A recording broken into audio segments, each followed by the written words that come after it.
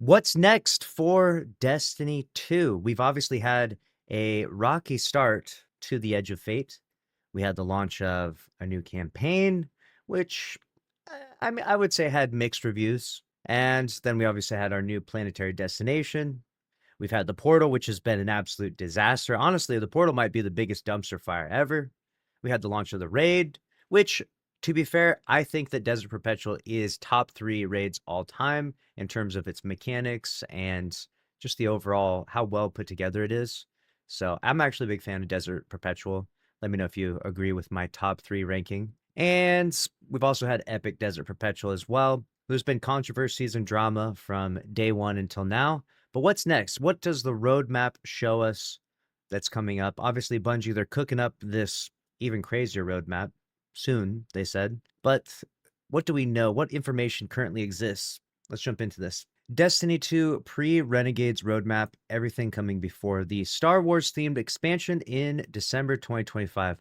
December could not come any sooner, okay? Wake me up when November ends, please. Today is October 10th. Oh my God. Dark times, I say. Destiny 2 has got a few more content drops before the big Star Wars themed Renegade expansion launches in December 2025. Here's a quick look at what's coming soon and when. Destiny 2 is in a strange but familiar place right now. The most recent exotic mission called Heliostat, which launched earlier this week as a part of the Ash and Iron update, hasn't exactly wowed the community. Reactions have been mixed to negative, with many feeling like it was too short, underwhelming, and didn't feel like an exotic mission. I recently gave my opinions of this. I agree. It was too short. It felt like it was maybe missing an encounter, but I didn't actually hate what it was. I kind of went into it managing my expectations to a certain degree.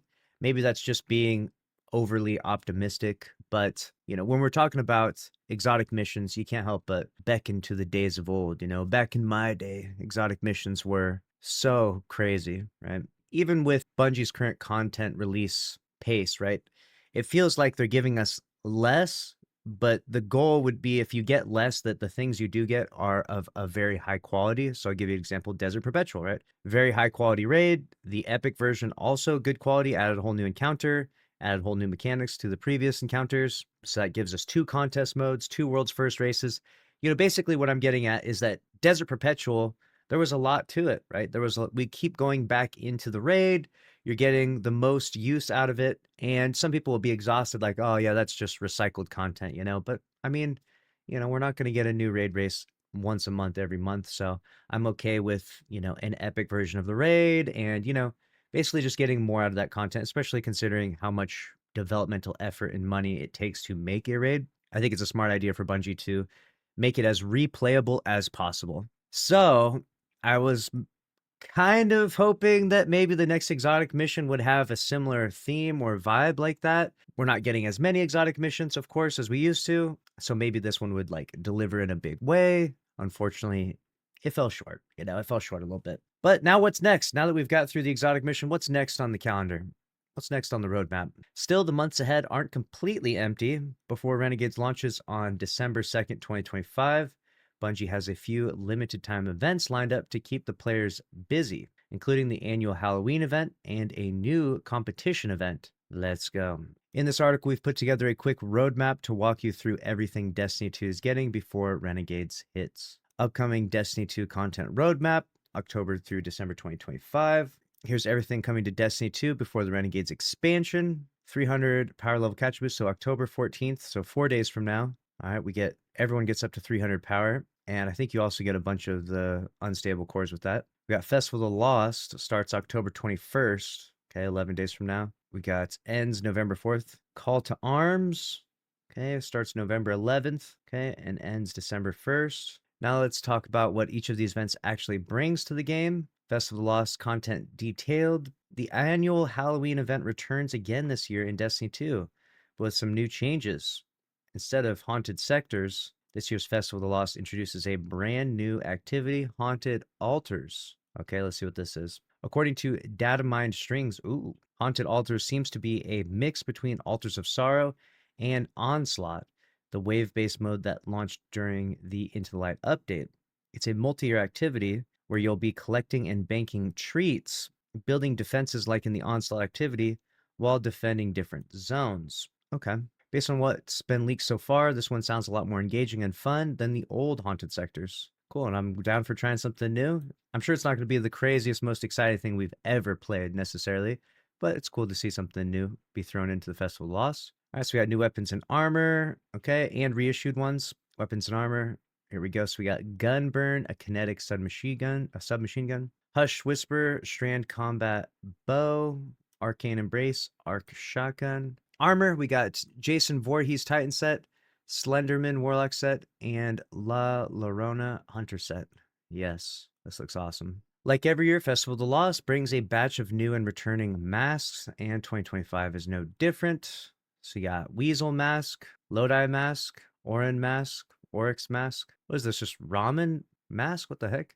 Cabal Ball Mask? These are so good. These masks are so good. The Lodi Mask looks super creepy. What the hell? This is the stuff of nightmares. Destiny 2 Call to Arms content detailed. Now let's talk about the Call to Arms event. Right after the Festival of the Lost event ends, Bungie will launch Call to Arms on November 11th. All right, what is this? It's a limited time competitive event that runs until December 1st. That's a long time. November 11th to December 1st. So that is 3 full weeks. Players will go head to head in several playlist activities to earn high scores and climb through graded ranks from S to D. You'll need to equip a full set of new gear to participate. Every event activity contributes to your overall event score, which updates every 15 minutes on the in-game Call to Arms board. Reaching top tier ranks can earn you exclusive helmet that has a tail of flames at the top. There's also a Seraphim age cover ornament, only available through the event's rank reward track. Well, apart from that, there are also other cosmetics tied to this event, including the shaders. Call to Arms also features a new seal and title event called Avant-Garde. No, I don't want to hear anything or see anything about Avant-Garde. According to the Datamind info, the event has 2 phases: the main competition and a follow-up celebration week. During the competition period, players rack up points, unlock rewards, and compete for leaderboard positions. Once the competition ends, new scores won't register, but any previously unlocked items remain claimable. You'll also still be able to grab the main event gear from Devrim K, who acts as the event vendor. Nice. Devrim will have a daily rotating weapons and gear, which players can attune and earn by completing activities. Call to Arms focus activities include Heliostat, Coil, Salt Mines, Proving Grounds, and Zone Control. As always, it's worth keeping in mind that some of this extra info comes from data mine strings, not official Bungie announcements. Until the devs confirm the specifics in an official post or tweet update, it's best to take everything here with a grain of salt. Very good.